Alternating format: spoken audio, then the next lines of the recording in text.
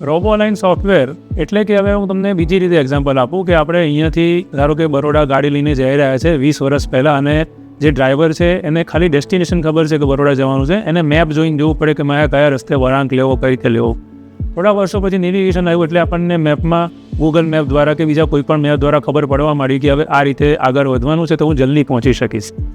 સાથે સાથે હવે એવા સેટેલાઇટ બેઝ સોફ્ટવેર આવી ગયા છે કે આગળ કઈ ગાડી જઈ રહી છે, પાછળ કઈ ગાડી જઈ રહી છે, બમ્પ આવી રહ્યો છે કે નહીં, કોઈ ખાડો છે કે નહીં, સામે રોડ વર્ક ચાલે છે કે નહીં. એટલે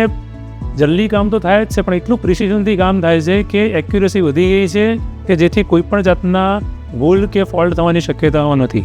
રોબોલાઇન સોફ્ટવેર આ એક પ્રકારનું સોફ્ટવેર છે કે દર્દીના દરેકે દરેક મેઝરમેન્ટને કન્સિડરેશનમાં લઈને